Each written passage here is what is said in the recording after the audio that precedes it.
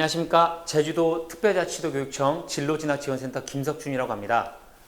지난 시간에는 학부모님들 대상으로 입시에 대한 어떤 기본적인 상식이라든지 어떤 기본적인 내용을 전달해 드리는 어떤 동영상을 올렸는데요. 지금 시간에는 학생들을 대상으로 특히 학생부 종합전형을 지원하고자 하는 학생들을 대상으로 해서 학생부 종합 안내서를 함께 읽어드리는 시간을 갖도록 하겠습니다. 그 교재로는 어떤 걸 선택했냐면 여기 보시면 건국대, 경희대, 서울여대, 연세대, 중앙대, 한국외국어대학교에서 그 평가자들이 공동으로 편찬한 학생부 종합전형 공통평가 요소 및 평가 항목이라는 어떤 PDF 파일이 올려져 있습니다. 그래서 그거를 학생 여러분께 함께 읽어드리는 시간을 갖도록 하겠습니다. 네, 함께 읽어야 됩니다. 우리만 읽으면 안 돼요. 여러분들도 읽으셔야 됩니다. 자, 학생부 종합전형 서류평가에서 4가지 평가 요소가 있습니다.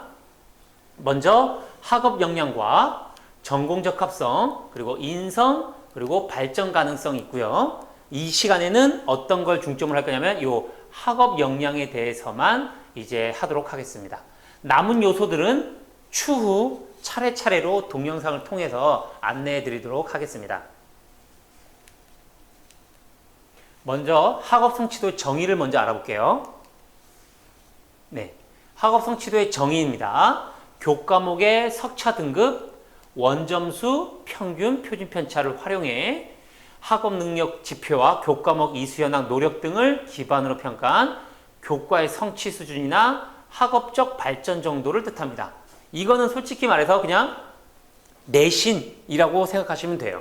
내신. 하지만 이 부분에서, 이 학업적 발전 정도 부분에서 단순한 내신 그 숫자만이 아니다라는 걸 알 수 있습니다. 자, 6개 대학 평가자들이 공동으로 이제 생각하는 이 학업 성취도를 평가할 때 생각하고 있는 어떤 질문 요소입니다. 그게 뭐냐면 먼저 전체적인 교과 성적, 그리고 학기별 학년별 성적, 그리고 국수, 영, 사과 등 성적, 그리고 그 외 과목은 전반적으로 문화상가 등 이런 전체적인 평가 질문들을 통해서 여러분들의 서류를 평가하고자 합니다. 자, 이런 사례들을 갖고 아까 평가자들이 가졌던 어떤 질문들을 갖고 이제 설명해 드리도록 하겠습니다. 그 중에서도 요 두 학생을 기준으로 설명해 드리도록 할게요. 먼저 요 학생들을 먼저 설명해 드리면 수시니까요. 5개 학기입니다. 5개 학기. 5개 학기 총 내신이 2.1, 2.1, 2.1, 2.1 전부 동일합니다. 그리고 지금 이 사례는 국영수 과 내신을 사례로 예를 들겠습니다. 그 다음 각각 국, 영, 수, 과 이 내신도 역시 마찬가지 5개 학기 국어 내신, 5개 학기 영어 내신, 5개 학기 수학 내신, 5개 학기 과학교과 내신을 말하고 있습니다. 그 중에 우리가 설명할 이 두 학생들은 어떤 상태냐면 국어 5개 학기 내신이 1.4고요. 영어 5개 학기 내신이 1.6, 수학 5개 학기 내신이 2.8, 과학 5개 학기 내신이 2.6입니다. 여기서도 그렇고 여기서도 그렇고 여기서도 그렇고 여기서 그렇습니다. 그럼 만약에 이 숫자만 봤을 때 자연계열 학과로 진학하고자 한 학생이라고 칩시다. 예를 들어서 그러면 요 숫자만 봤을 때는 저 같았어도 요 두 번째 학생을 선택할 것 같습니다. 왜냐? 수학과학 내신이 좋아서요. 이 학생에 비해. 근데 이 학생부 종합이라는 거는 이 보여지는 숫자만 보는 게 아니라 이제 더 세부적으로 뜯어봐야 된다는 얘기거든요. 그래서 다음 요 내신이 이 수학과 국어 영어 이 두 번째 학생의 국영수과 내신이 어떻게 형성됐는지를 한번 보겠습니다. 먼저 첫 번째 학생입니다. 첫 번째 학생은 수학이거든요. 수학이 1학년 때 4등급에서 쭉 상승해서 1등, 마지막 학기에 1등급을 찍어요. 과학도 마찬가지 3등급에서 쭉 상승하고 있습니다. 상승 곡선을 그리고 있고요. 이제 영어도 국어는 마찬가지 떨어졌지만 상승을 했고요. 영어는 1, 2등급 왔다 갔다 하고 있습니다. 그러면 요 부분만 봤을 때는 이 학생이 수학이 2.8, 과학이 2.6이지만 요 부분만 봤을 때는 소위 말하는 상위권 학생일 수 있다는 얘기입니다. 그리고 두 번째 학생 볼게요.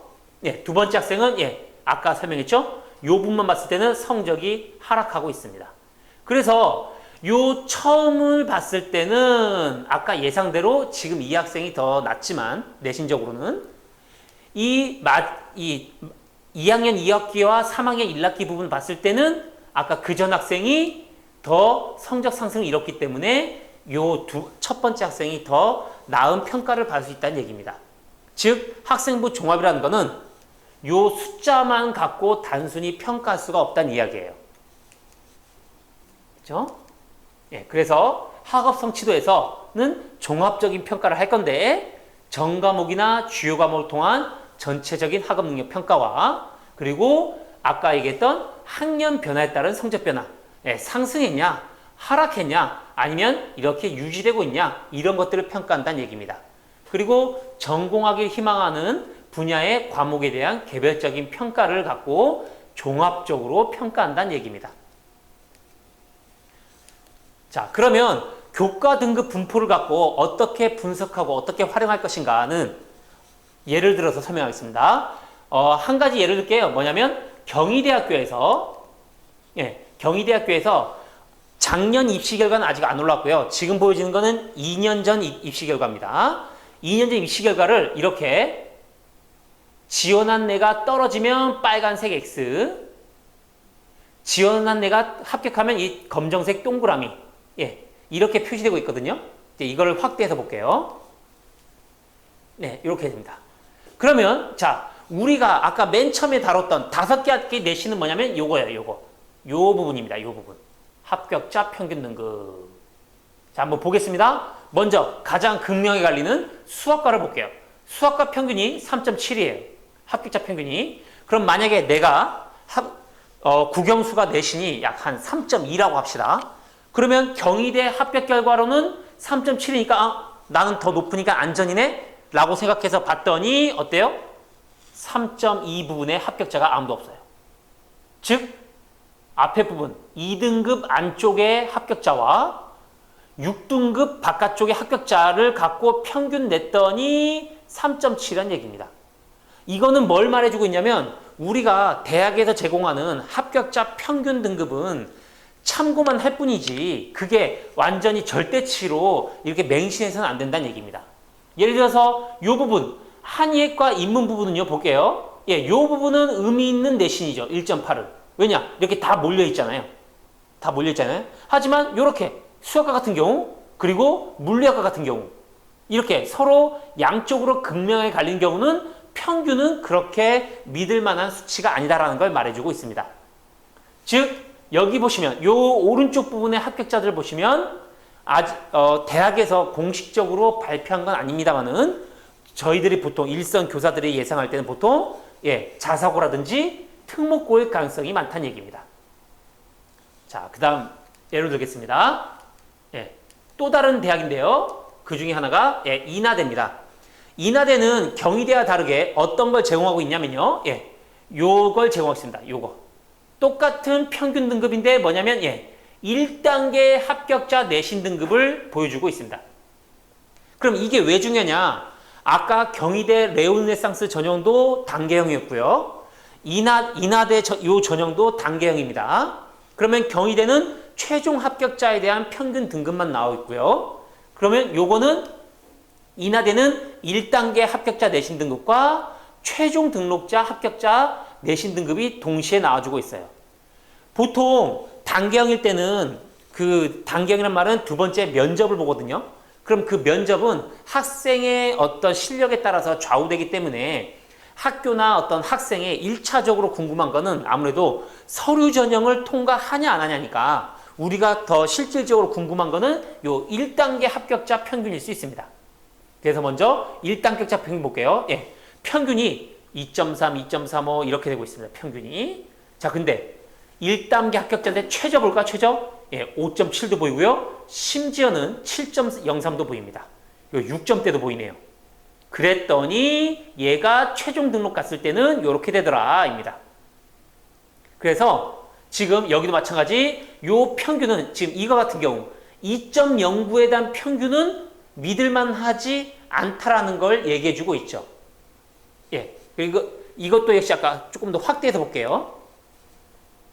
잘 안 보이니까요. 예, 이렇게 아까 경희대도 마찬가지로 인하도 마찬가지로 보통 자연계열의 합격자 분포가 이렇게 극명하게 나뉩니다. 자연계열의 합격자가 물론 문과 계열의 합격자도 마찬가지지만 자연계열이 좀 더 심한 분포를 보여주고 있습니다. 화학공학과 보시면 예, 이호 2.09 평균은 요 최저 합격자 이 7.03 때문에 약간 이거는 믿을만하지 않다. 즉 실질적으로는 2.09가 아니라 우리 일반고 입장에서는 조금 더 앞쪽에 있을 수 있겠다라는 예상을 할 수 있다는 얘기입니다. 이렇게 해석하시면 돼요. 그리고 제일 그 분포가 차이 안 나는 전형을 한번 볼까요? 어딜까요? 쭉쭉쭉 보시면 예, 요 정도네. 건축학부네. 건축학부. 이렇게 됩니다. 2.61, 3.92. 최종도 예, 2.65, 3.52. 그렇게 크게 차이 나지 않습니다. 이렇게 이 부분은 아무래도 이런 과는 자사고나 특목고 애들이 조금 별로라 하나 뭐 이런 예상을 할 수가 있죠. 그러니까 매해 그렇다는 얘기는 아닙니다. 이렇게 되고 있습니다. 그다음요. 네. 그다음 두 번째로 평가 세부 내용은 희망 전공과 관련된 기본 과목은 어느 정도 이수했는가? 즉 지금부터는 여러분들이 학교 생활 기록부나 교육과정상에서 교육과정을 보겠다는 얘기입니다. 이 교육과정 중에서 이 부분 도전적인 과제나 과목을 이수, 어떤 노력, 희망 전공과 관련된 과목과 다른 과목의 성적 차이, 그리고 과목별 이수자 수의 규모. 예, 요것 때문에요. 요것 때문에 아까처럼 합격자 내신 등급이 그렇게 차이 나는 거예요. 무슨 말이냐면 어떤 과목은 수강자 수가 한 100명, 200명, 300명이고 또 자사고나 특목고인 경우에는 어떤 과목은 수강자 수가 한 20몇 명일 수 있거든요. 즉 곱하기 0.4, 4%를 했을 때 1등급이 한 명이거나 아예 안 나오는 과목이 있을 수 있다는 얘기입니다. 내신만으로는 그 학생의 어떤 능력을 평가하기가 곤란하다. 이런 게 학생부 종합의 이제 평가의 요소 중에 하나입니다. 자, 그럼 이런 부분들입니다. 이런 부분들. 그래서 이런 부분들을 이제 각 학과별로, 대학교 학과별로 어떤 과목에 대해서 어떻게 하면 좋을지 예를 들면서 설명하도록 하겠습니다. 먼저 인문사회 계열입니다. 인문사회 계열이고요. 네.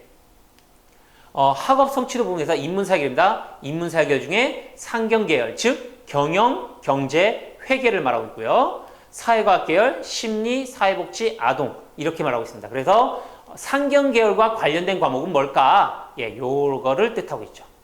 요거를 뜻하고 있죠. 그런데 여기서 궁금한 게 있습니다. 뭐냐면 왜 갑자기 음악 감상과 비평이 나올까요? 음악 감상과 비평, 미술관 비평. 왜 그러냐면요.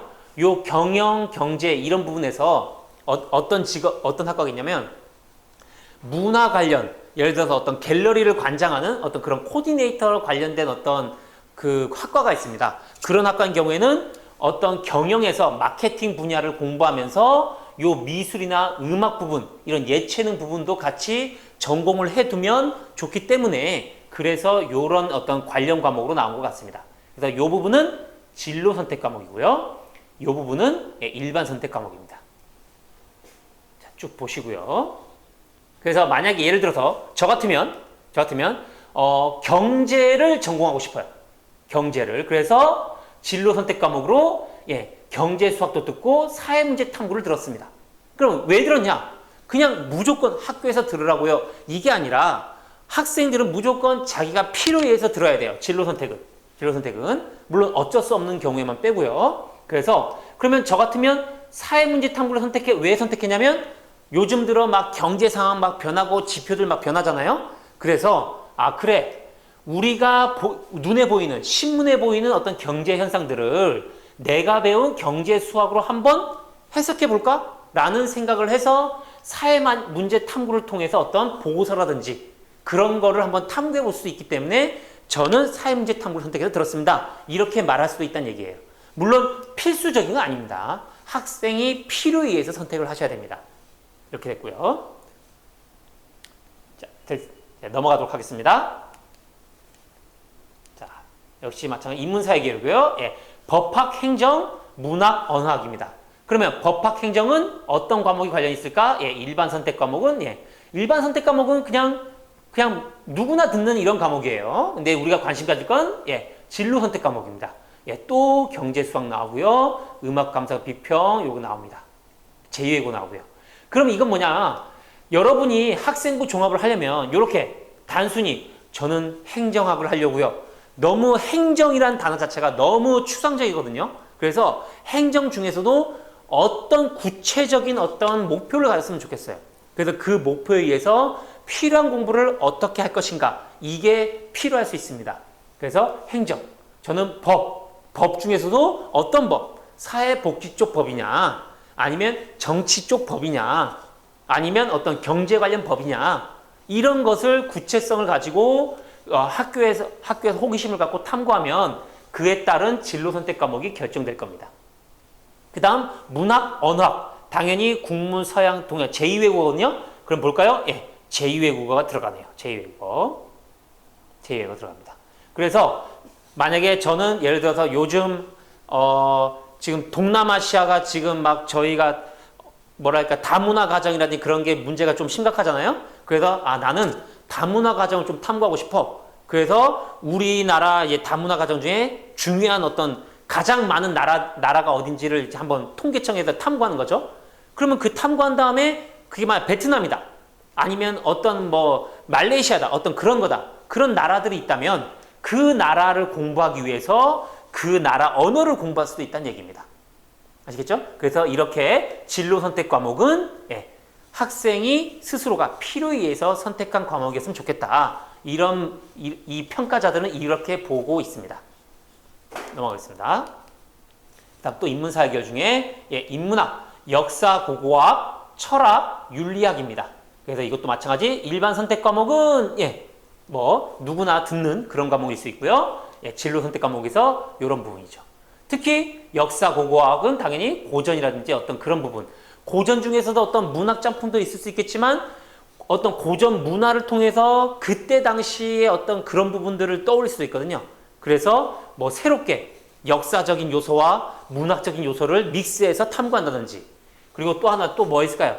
영미문화 같은 경우에는 역사 고고학이나 어떤 윤리학 같은 경우에는 서양 어떤 윤리를 통해서 영미문화 통해서 어떤 서양 윤리를 어떤 믹스한다든지 그렇게 충분히 여러분들이 호기심 가진 거에 대해서 주제를 갖고 탐구할 수 있으면 좋겠습니다. 그게 진로 선택 과목에서 이루어지면 더 좋을 것 같아요. 넘어가겠습니다. 자연과학 계열입니다. 뻔하죠? 의학은 당연히 화투, 생투가 나올 거예요. 근데 요즘 들어요. 화투, 생투도 있지만요. 좀 더 이거는 진로와 관련 지어서 화투, 생투지만 몇몇 대학 의대에서 물리투, 지구학투, 즉 어떤 투 과목 자체를 선택해서 도전적으로 듣는 걸 좀 높이 평가하고 있어요. 그래서 조금 소위 말하는 내신이 상위권 애들이 합격하는 어떤 학과는 이렇게 좀 어려운 과목을 도전적으로 듣는 게 훨씬 더 중요할 수 있습니다. 그래서 이 부분이고요. 요 중국어는 왜일까요? 한예입니다. 한예는 주로 한자거든요. 그래서 한자 때문에 요 중국어 한문 요거를 통해서 할 수 있습니다. 그 다음 생활과학, 식품영양, 의상학 이거고요. 그래서 이거 보면 실용수학, 경제수학, 사회문제탐구, 화투, 생투, 융합과학 요런 부분들이 있습니다. 이 식품영양학은 뭐냐면 여러분들이 가장 이제 헷갈려하는 게 식품공학과, 식품영양학을 헷갈릴 수 있거든요. 그래서 그거를 다 면밀히 이제 조금 분리하셔야 돼요. 식품영양은 뭐고, 식품공학은 뭐고, 그에 따른 진로 선택 과목이 달라질 수 있습니다. 이렇게요. 그럼 한번 여기서 의문 가질 수 있겠죠? 식품영양학인데, 왜 사회문제 탐구지? 그죠? 그게 무슨 말이냐? 식품영양학 자연계열 학과지만 우리나라가 어떻게 식품영양학적으로 어떻게 가장 많이 섭취되고 있는 어떤 영양소가 어떻게 변화되고 있는가? 그에 따른 어떤 질병, 발생한 질병과의 연관관계, 그런 것들은 자연적인 요소도 플러스 이런 사회문제 탐구 주제가 될 수도 있거든요. 그래서 그런 부분들 때문에 이렇게 이제 진로 선택 과목에서 이게 나온 것 같습니다. 어쨌든 제가 말씀드리는 거는 어떤 예이기 때문에 꼭 이걸 따라할 필요는 없고요. 학생들이 호기심 가진 거에 대해서 어떻게 탐구하고 있냐, 이거를 보고 싶다는 얘기입니다. 진로 선택 과목에서요. 자, 그 다음 자연과학 계열이고요. 예, 자연과학, 예, 수학, 물리학 이런 자연과학 계열이거든요. 예, 일반 선택 과목은 예, 이렇게 되어 있고요. 여기서 특이한 게 있죠? 전문교과가 있어요. 전문교과. 이거 뭐냐면 고급자 붙은 거예요. 고급 물리학, 고급 생명과학, 고급 화학 뭐 이런 거 있죠? 여기서 조심할 게 있습니다. 고급을 먼저 듣는 게 중요한 게 아니라 자연계열 과목에서 단계형이 있는 거는 꼭 그 단계형을 절차를 밟아주셔야 더 좋을 것 같습니다. 무슨 말이냐? 물리 2를 안 듣고 갑자기 고급 물리를 듣는다? 이걸 이렇다고 해서 아 얘는 뛰어난 애구나 라고 말할 수도 있겠지만 실제로 그럴 수도 있어서 하지만 단계형을 차근차근 밟아가는 게 학생부 종합적으로 평가가 더 좋은 평가를 받을 수 있습니다. 그래서 진로 선택 과목에서 예, 물리 2, 화학 2 이렇게 됩니다. 이렇게 되고 있고요. 이렇게 되겠습니다. 예. 자, 그러면 공학 계열입니다. 건축, 환경 이렇게 되고요. 여기 보시면 예, 물리 2, 화학 2 이런 과학 관련 계열입니다. 그럼 건축이니까 당연히 뭐가 나올까요? 예, 기하가 필요하겠죠. 그리고 건축이니까 여기서 또 하나 추가한다면 뭐 추가할 수 있을까요? 예, 미술을 추가할 수 있겠죠. 왜냐하면 건축학과 같은 경우에는 스케치나 그런 능력이 필요하기 때문입니다. 그리고 또 하나 뭐 필요할까요? 예, 공학 일반이나 아니면 컴퓨터 공학에서 소프트웨어를 활용할 줄 아는 능력, 즉 CAD 관련된 능력이 필요할 수도 있습니다. 그리고 여기 환경은 또 환경 같은 경우에는 어떤 게 되냐면 예, 생활과학, 그리고 융합과학, 그리고 화투, 생투 이런 게 연결될 수도 있습니다. 그 다음 기계전자 컴퓨터는 예, 여기 요런 진로 선택 과목을 예로 들 수 있겠습니다. 지금 요 진로 선택 과목은요 어떻게 나오냐면요 각 학교에 제주특별자치도 교육청에서 고교생들에게 선택 과목 그 지침 가이드가 나갔을 거예요. 그래서 그거를 참고해서 만들었습니다. 이거요. 그죠? 다음 공학 계열입니다. 예, 산업공학, 재료공학 이렇게 있고요. 그건 뭐냐면 예, 요거는 예, 충분히 우리가 예상할 수 있고 예, 진로 선택 과목은 요렇다. 예, 이렇다. 뭐 수학은 매일 들어가네요, 그죠? 산업, 재료, 이렇게 되고 있습니다. 예술 체육 계열입니다. 요 부분은 조금 조심하셔야 될 게 뭐냐면 예체능 중에서도 비실기를 통해서 학생부 종합으로 뽑는 예체능이 많은 예체능이 있고 아니면 반드시 실기를 포함해서 하는 그 예체능이 있거든요. 그거를 구분하셔야 됩니다. 무슨 말이냐면 만약에 비실기가 있다. 그러면 이렇게 똑같이 다른 학과 학생부 종합처럼 이런 어떤 교육과정이라든지 학업 성취론이 그런 게 중요하다고 말씀드릴 수 있습니다. 그래서 음악, 미술이고요. 예술 관련 전문교과 예, 이렇게 되고 있습니다. 그리고 체육 이렇게 되고 이거고요. 예, 고전 읽기 이렇게 되고 있습니다. 그러니까 이건 하나의 예시이기 때문에 이 칸에 들어간 거를 전부 다 들어간다 이게 아닙니다. 실제로 불가능하고요. 그래서 자기는 체육 중에서도 나는 뭘 하겠다. 나는 음악 미술 중에서도 뭘 하겠다. 이런 게 필요하다고 봅니다. 이게. 자, 그 다음 교육계열 자유전공입니다. 이 부분 예, 교육계열이고요. 예, 이런 경우요. 예, 진로 관련 교과 선택 과목 전체 이겁니다. 뭐 교육계열은 워낙 다양해서요. 이런 부분들은 충분히 진로 선택 과목을 예상할 수 있을 것 같아요. 자, 그 다음에 이 자유전공인데요. 여러분들이 대학에 자유전공 학부가 있을 거예요. 근데 여기서 조심하셔야 될 게 뭐냐면 자유전공이 진짜로 말 그대로 진짜 자유전공인지 아니면 그 대학에서 뭔가가 정해져 있는 자유전공일 수도 있거든요. 예를 들어서 자유전공이면 뭐냐면 처음에 들어가서 자유전공에서 2학년이나 3학년 때 가서 아무 전공이나 선택할 수 있다. 이런 대학도 있는 반면 아니면 자유전공인 경우엔 자기가 졸업하려면 졸업학점이 필요하거든요. 그래서 자기가 어떤 연구 주제를 잡아서 그런 전공을 어떤 개설해가지고 그 전공을 필요한 어떤 전공 학점이나 그런 어떤 이수 학점을 인정받으면 졸업되는 그런 자유전공이 있고요. 아니면 자유전공이긴 하지만 어느 정도 정해져 버린, 즉 일부 대학에서는 이 자유전공을 통해서 어떤 로스쿨을 통해서 법학 관련된 거든요. 그래서 어떤 그 학과는 자유전공에서 아마 인문학부 쪽으로만 뽑는 자유전공인 대학은 이거는 주로 법학 관련이구나 라고 생각하시면 될 거예요. 그래서 꼭 한번 자유전공이 있는 대학은 모집 요강 나오면요, 그 대학교에 반드시 문의하시고 이 자유전공을 지원할지 말지를 결정해야 될 것 같습니다. 먼저 그 다음에는 뭐냐면 학생부 교과 학습 발당 기록 예시를 먼저 설명해 드릴게요. 네, 그러면 여러분들의 생활기록부에는 성적표에는 이게 있는데 그러면 과연 평가자들은 어떻게 얘를 해석할까? 그냥 요것만 보는 거 아니냐? 그죠? 아까 내신 봤듯이 요거를 당연히 보긴 보는데 전체적으로 그 다음 세부적으로 뜯어본다는 얘기입니다. 먼저 요거를 볼게요. 국어. 자, 평균이 75예요. 그 다음 표준 편차라는 건 뭐냐면 평균으로부터 얼마나 좌우로 떨어지는지 말해주고 있습니다. 그래서 75점에서 플러스 7.9 하면 82.9. 75점에서 빼기 7.9 하면 그 사이 구간에 애들이 가장 많이 분포해 있다 얘기예요. 근데 이 80점 받은 학생은 75점에서 7.9다 82.9. 그 안에 있는 애구나 라고 평가합니다. 근데 얘를 볼까요? 70.1에서 플러스 10점이라면 80점이거든요. 근데 얘는 어때요? 87점. 그 가장 많이 포함하는 구간에서 87은 더 벗어났죠. 그래서 얘는 영어를 그 해 1학기 이 240명 중에서도 얘는 특별히 더 잘했구나 라고 해석할 수도 있다는 얘기입니다.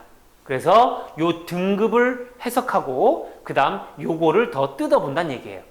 뭐 소위 일부 대학에서는 뭐 Z점수다 뭐다 하고 있는데 그런 것도 Z점수는 아까 제가 말했던 부분을 숫자로 평가하는 걸 얘기하고요. 그거를 그냥 말로 해석하는 부분은 이렇게 정량적으로 해석할 수도 있습니다. 죄송합니다. Z점수는 정량적으로 해석하는 거고요. 아까 제가 말씀드렸던 부분은 정성적으로 해석한다는 얘기입니다. 이렇게 되고요. 그래서 학생부 교과 학습 발달사항, 즉 과세특을 한번 예시를 통해서 보겠습니다. 죄송합니다. 과세특이 아니라 한 번 더 볼게요. 진로 선택 과목인데요. 이 부분은 지금 올해 3학년은 해당 사항이 아닙니다. 왜냐? 요 진로 선택 과목은 A, B, C로만 나오는데 올해 3학년까지는 등급이 나오잖아요. 그래서 지금 요 예시는 1, 2학년이 이제 예로 들어갈 것 같습니다. 근데 요 부분은요, 나중에 올해 2022 시행계획이 나옵니다. 4월 말에. 그때 2022에서 이 A, B, C를 어떻게 평가할지가 아마 시행계획에 담길 거예요. 그래서 그 부분에 대해서 한 번 더 설명하는 어떤 동영상을 올리도록 하겠습니다. 지금 시간에는 이걸 넘어가도록 할게요. 자, 그래서 정리해보면 학업 성취도는 뭐냐면 교과 성적, 즉 내신, 그리고 희망진로 과목 이수 이런 것들 플러스해서 전공 적합성과 준비 과정을 종합평가한다는 얘기입니다. 알겠죠? 네. 그래서 여러분들이 가장 많이 봤던 뭐 종합적으로 평가한다 이런 것들이 아까 제가 말씀드렸던 것 중 학업 성취도에서만 이렇게 여러 가지로 해석할 수 있어요. 그럼 이제 그 다음 예고했던 전공 적합성, 발전 가능성, 인성 이것까지 더 복잡하게 다양하게 평가할 수 있다는 얘기입니다. 그래서 이제 두 번째로 학업 태도와 학업 의지는 어떻게 될 거냐. 정의는 뭐냐면 학업을 수행하고 학습을 해나가는 자발적인 의지와 태도, 즉 자기주도성이고요. 스스로 학습 목표 설정, 이것도 역시 자기주도성을 얘기할 수 있습니다. 그래서 학업 태도에서는 주로 성실성, 자기주도성 뭐 이런 것들이 종합적으로 이제 평가할 수 있겠죠. 그래서 평가 세부 내용입니다. 즉 이 평가자들은 학업 태도와 학업 의지를 평가하기 위해서 어떤 생각을 하고 평가할까 이건데 이런 생각을 하나 봐요. 새로운 지식 획득, 자기주도적인 태도, 넓고 깊게 학습하는 의지, 열정, 교과 활동. 자, 교과 활동입니다. 지식의 폭 확장, 새로운 것 창출. 예, 너무 많은 걸 바라고 있지만 이 중에서도 제 개인적으로는 요 첫 번째와 요 세 번째를 하다 보면 저절로 이 두 번째, 네 번째는 예, 저절로 이제 이게 따라오는 것 같습니다. 즉, 요 첫 번째와 요 세 번째 이것들은 주로 자소서 1번 내용일 수 있거든요. 자소서 1번이 뭐냐면 여러분들이 학습했던 경험을 한번 적어봐라 이거거든요. 그래서 이 학습 경험은 당연히 너 이거 해서 그냥 타성으로 이렇게 한 게 아니라 자기주적으로 자기의 어떤 호기심을 해결한 경험을 얘기하는 거예요. 그래서 요 첫 번째 질문과 세 번째 질문을 유심히 보시기 바랍니다. 자, 그래서 자기주도적 학업 태도는 뭐냐면 어느 교과 수업만 발전되는 게 아니라 교과 수업, 교내 요거 다 통해서 요거를 평가할 건데 그 중에서도 예, 교과 수업인 경우에 설명하도록 하겠습니다. 예, 교과 세분력 특기사항입니다. 자신이 처한 교육 환경 속에서 스스로 배움 확장, 창의성, 자기주도성, 주도적, 여려한 힘, 성취 수준, 다양한 탐구 방법 모색, 독서, 관련된 분야 서적을 주도적으로. 자, 여기서 빨갛게 표시된 부분의 공통점은 예, 주도적, 창의성, 스스로 이겁니다. 아니, 그 단어가 중요한 거예요. 그러니까 과제가 제출된 걸 한 게 아니라 스스로 여러분들의 호기심이나 궁금한 것을 해결하고 그 해결하기 위해서 어떤 과정을 밟았는지가 중요하다는 얘기입니다. 네, 학업 역량, 자기주도성은 예, 탐구력, 지적 호기심 이런 것들을 어떻게 발휘하고 어떻게 해결했나 이거를 같은 거로 보고 있습니다. 넘어갈게요. 자, 그럼 평가자에서 어떤 생각을 하고 있냐면 평가자들이 학교 수업과입니다. 학교 수업입니다. 과제 수행 과정에서 학생이 보여준 학업 능력 향상을 위한 노력, 향상도 중요하지만 노력도 중요합니다. 스스로 탐구, 이해, 열의와 관심, 성취 수준, 다양한 방법 모색 이겁니다. 이런 것들을 여러분들의 서류에서 이런 것들을 발견해서 평가하는 거예요. 아시죠?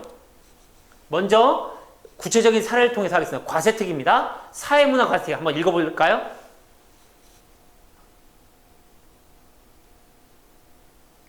자, 읽었나요? 그러면 교과서, 책, 논문, 상황에 적합한 조사 방식을 사용해 중요함을 인식함, 이해, 뭐 떼따따따 이렇게 나오겠죠? 그래서 이것은 왜 좋은 사례로 뽑았을까 이겁니다. 무슨 말이냐면 예, 만약에 얘가 갑자기 논문을 먼저 꺼내거나 책을 먼저 꺼냈으면 이건 솔직히 조금 별로일 수 있을 것 같아요. 왜냐하면 얘가 어떻게 해서 이런 호기심을 가졌는지 안 나왔기 때문에. 근데 여기 보시면 교과, 사회문화 교과서에서 아마 이거를 배웠나 봅니다. 무작위 추출이 대표성의 원리에 부합하다. 이 내용에 이 학생은 궁금했나 봐요. 그래서 그거를 탐구했습니다. 의문이 들어 이거를 탐구했습니다. 표본 추출 방식에 대해서. 그래서 논문을 찾아보고 책을 찾아봐서 뭐를 탐구했냐면 표본의 추출 방법을 정리. 해서 층화 추출, 단순 무작위 추출보다 대표성 높음 이겁니다. 이거를 알아냈대요. 그러니까 이런 게 호기심을 갖고 어떻게 이걸 해결했는지 이게 나와 있죠. 근데 만약에 여기서 저는 제 전공이 수학이거든요. 여기서 만약에 플러스 한다면 봐봐요. 이 부분 표본 추출 방식은 여러분이 배운 과목 중에 어디에 있을까요? 네, 확률과 통계 있거든요. 근데 확률과 통계에서 우리가 보통 표본을 배울 때 어떻게 하냐면 뭘 배우냐면 예, 요거를 배워요. 단순 무작위 추출을 배워요. 그죠? 근데 요거는 안 들어봤어요. 층화 추출은 안 들어봤어요. 그래서 수학으로 접근한다면 왜 단순 무작위 추출보다 층화 추출이 더 대표성이 높을까를 수학적으로 탐구할 수도 있을 것 같습니다. 이건 예시예요. 만약에 이런 과제들이 있다면. 알겠죠? 꼭 이걸 하라는 얘기가 아닙니다. 그 다음, 예, 물리원입니다. 자, 읽어보겠습니다.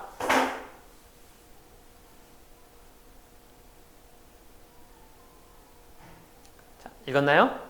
네. 예, 수업 시간에 의자를 뒤로 길어 어느 정도 뒤로 넘어간지가의 의문을 가져 그 조건을 돌림힘의 수식화된 조건으로 구해볼 수 있지 않을까. 이 학생은 물리 시간에 돌림힘, 토크를 배우면서 의자를 뒤로 젖혔을 때 어느 단계까지 가야 넘어갈까? 이거를 한번 연결시켜서 탐구했나 봐요. 그래서 교과적인 지식과 일상생활에서 보이는 어떤 과학적인 사실을 연결해서 융합적으로 탐구한 학생입니다. 그래서 돌림힘과 정적 평형 조건 학습해서 요거를 어떻게 공부했는지 따따따따 이게 나오겠죠. 알죠? 그래서 구체적인 어떤 공부 방법은 학생마다 다를 수 있겠죠. 근데 여러분이 이걸 다시 말하지만 이걸 따라하라고 예시를 든 게 아닙니다. 아시겠죠? 이렇게 공부를 할 수 있다. 이런 예시를 든 거예요. 아시겠죠? 그래서 요런 아까처럼 사회문화와 이 물리처럼 요런 어떤 공부나 탐구를 하려면 가장 중요한 건 뭐냐면 여러분들이 수업에 더 집중을 하고 그 수업 담당 교사 선생님한테 질문과 그런 어떤 의사소통을 확실하게 이제 원활하게 해야 된다는 얘기입니다. 자기의 어떤 그 호기심이나 그런 거를 그냥 바로바로 가져가지 마시고 스스로 뭔가 공부를 한 다음에 선생님한테 확인받고 피드백 받고 이런 과정들이 좀 중요한 것 같아요. 자, 탐구 활동입니다. 탐구 활동의 정의는 뻔하죠? 호기심 갖고 탐구 이겁니다. 이건 간단합니다. 하지만 이걸 어려워하죠. 뭘 탐구해야 돼요? 이렇게. 자, 평가 세부 내용. 그러면 평가자들은 요 탐구 활동을 평가할 때 어떤 질문을 갖고 평가할까 합니다. 뭐냐면 빨간색 보이세요? 교과에서 교과 탐구 활동입니다. 학문에 대한 열의, 지적 관심, 적극적인 탐구, 호기심 이겁니다. 이미 우리가 이제까지 다 말했던 단어들입니다. 꼭 탐구 활동이 따로구나 이게 아니라 교과 수업이나 뭐나 탐구 활동이 별개가 아니라 항상 같이 가고 있습니다. 그리고 어느 순간 뚝 떨어진 탐구가 아니라 뭐냐면 수업에서입니다. 수업에서. 그렇죠? 학생부 종합은 학교 수업에서 이루어진 것을 평가하는 게 목적이기 때문에 학교 수업에서 얼마나 그러니까 뭐냐면 교과서가 모든 학생들이 다 똑같잖아요. 배우는 내용이 어느 정도 똑같고 그런데 그 중에서 너는 어디서 호기심을 가져가지고 어떻게 발전시켜 나갔냐 이거를 평가하겠다는 얘기입니다. 자, 그래서 탐구 능력이라는 건 교과서 수업, 독서활동, 글쓰기 이런 것 몽땅 탐구 능력을 포함시켜서 평가할 수 있어요. 그래서 지금 이 동영상에서는 어떻게 탐구하는지를 지금 설명하기엔 시간이 조금 안 다음에 이 학생부 종합 안내서 읽어드리는 코너가 끝나면 그 다음에 이 탐구는 어떻게 할까에 대한 어떤 동영상을 다시 촬영해서 소개하도록 하겠습니다. 자, 탐구활동 평가자들이 어떤 부분을 주목하냐? 교실 수업 성장과정, 수업 내용, 진로와 수업을 수강했고 수업 수행평가 다 어때요? 다 수업입니다. 근데 하지만 여기서 여러분들이 걱정하는 게 있어요. 선생님, 저는 내신이 4등급, 5등급, 6등급, 7등급 이렇게 낮아요. 8 이렇게 낮아요. 그러면 내신 낮은 애는 탐구를 못합니까? 이게 아니라 여기서 말하는 수업하고 연결해서 탐구란 말은 뭐냐면 내신 좋은 애만 탐구해라 이렇게 오해하실 수 있는데 절대 아닙니다. 내신이 설사 낮더라도 자기가 그 수업에서 그 교과목에서 뭔가 호기심을 가졌으면 얼마든지 탐구할 수가 있어요. 탐구하는데 내신이 어떤 자격 요건이 되지 않습니다. 그 부분은 오해하지 않았으면 좋겠습니다. 자, 이런 부분 한번 쭉 읽어보시기 바랍니다. 그래서 보통 보시면 수업에서 가진 궁금증을 풀어보고 자신의 역량을 기르기 위해 학교에 어떤 프로그램에 관심을 확장했나 이겁니다. 만약에 학교 프로그램 없으면 그럼 이걸 못하냐? 아닙니다. 스스로 탐구하시면 돼요. 그래서 그게 수행평가일 수도 있고 아니면 수업 내용에 대한 연계적 질문일 수도 있고 이겁니다. 자, 탐구활동 사례는 미적분 수학 사례를 할게요. 탐구활동 좀 읽어볼까요? 자, 수학 시간에 미적분은 어떤 과목이냐면 대부분 다 그래프 해석이거든요. 미분을 도구로 하는, 미적분을 도구로 해서 그래프를 그리는 거거든요. 그래서 얘는, 이 학생은 어디서 호기심을 가지냐면 아마존 산림 면적 변화에 따른 CO2 배출을 호기심을 가졌나 봐요. 왜 어디서 호기심을 가졌을까요? 사하라 사막의 기후가 에티오피아에 영향을 주고 과도한 경작으로 인해 빠르게 사막화가 진행된다. 이 어떤 뉴스나 이슈를 읽고, 그러면 과도한 경작이니까 산림 면적 변화가 되나 보다. 그러면 빠르게 사막화니까 사막화는 뭐 때문에 진행되지? 라는 부분에서 CO2 배출이 어떤 변수를 통해서 이거를 주제로 삼아봐야겠다 해서 탐구를 했나 봐요. 그죠? 이거는 뭐 교과서에서 안 나오고 뭐 어디서도 안 나온 거잖아요. 그죠? 그냥 자신이 호기심 가져서 한번 해본 거예요. 그래서 요거 면적 조사, CO2 배출량 있고 이런 거. 그래서 실패도 할 수도 있고요. 아니면 이 학생처럼 이렇게 어떤 결론을 내서 이 결론이 어떻게 학문적으로 정말 의미 있다거나 이러지 않을 수 있습니다. 어떻게 보면 학문적으로 뜯어봤을 때 얘가 오류일 수 있어요. 하지만 고등학생이 배운 어떤 고등학생 단계에서 배운 지적 수준에서 논리적으로 충분히 여기까지 끌고 올 수 있다는 얘기입니다. 이런 부분들이 높게 평가할 수 있다는 얘기예요. 아시겠죠? 넘어가도록 하겠습니다. 자, 그 다음 볼 과목은요, 한국사입니다. 한국사, 이 학생은 어떤 부분에서 호기심을 가졌는지 보겠습니다. 한국사를 배우며 관심 분야 주제 탐구로 이 학생은 조선 후기 사회에 대한 백성들의 불만 표출 방식에 대해서 관심 분야를 가졌나 봐요. 그러면 이 학생은 지금 우리나라는 지금 현재 시대 우리는 뭐냐면 불만 표출이라든지 어떤 그런 거를 청와대 청원이라든지 인터넷이나 인터넷 댓글을 통해서 우리는 표출하고 있는데, 과연 과거 이제 그 부자유스러웠던 그런 시대에 살았던 사람들은 과연 어떤 방식으로 이제 불만을 표출했을까, 이런 거를 탐구했나 봐요. 그래서 이거를 탐구하기 위해서 이 학생은 조선 후기 시대의 어떤 역사적 사실들을 살펴봤을 거고요. 그리고 조선 후기 시대의 어떤 문화작품들을 이제 살펴봤을 거예요. 왜냐하면 홍경래의 난과 같은 적극적인 봉기, 그리고 간접적으로 어떤 게 있냐면 민요와 판소리 같은 문화에서는 어떻게 불만 표출이 나타났을까, 이런 부분입니다. 이런 거를 종합해서 이 학생은 뭐냐면 전 세계인을 불안해하는 테러리즘이 어떻게 다른지 명확한 근거를 들어 비교 분석하는 등 교과서 내용에 대한 보다 깊이 있는 탐구의 적극성을 보였다, 이렇게 평가를 받고 있네요. 그래서 지금 이처럼 모두가 한국사를 배우고 있잖아요. 그런데 이 학생은 그 중에 요거에 대해서 이제 탐구를 했나 봅니다. 그래서 이렇게 아까 살펴봤던 미적분, 그리고 지금 살펴본 한국사, 이런 것처럼 학생들이 다양한 어떤 주제나 그런 것들이 똑같은 교과서 안에서도 다양할 수 있기 때문에 그런 것들을 충분히 살리면서 탐구를 했으면 좋겠습니다. 자, 이제까지 살펴본 거는 뭐냐면요, 학생부 종합전형 서류평가시 4가지 평가서 중에 학업 역량에 대해서 이제 살펴봤습니다. 그래서 학업 성취도 살펴봤고요, 학업 태도, 학업 의지, 탐구 활동에서 살펴봤네요. 이제 그 다음 시간에는 어떤 걸 할 거냐면 전공 적합성에 대해서 하겠습니다. 전공 적합성이요. 그리고 나머지 인성과 발전 가능성도 이어서 촬영해서 동영상을 올리도록 하겠습니다. 자, 지금까지 학생부 종합 안내서 함께 읽어드립니다를 이제 시청해 주셔서 감사드리고요.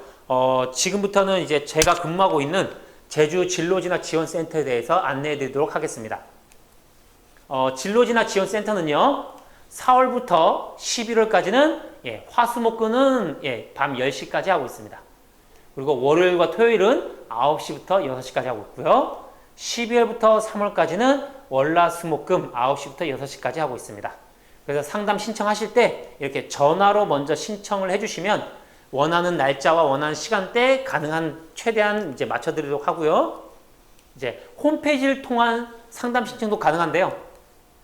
예, 홈페이지에서 요 상담 코너에서 방문 상담 통해서 여러분들의 어떤 이메일 주소나 아니면 전화번호 이런 상담 학년 이런 것들 적어주시면 저희가 전화드려서 상담 확정을 하도록 하겠습니다.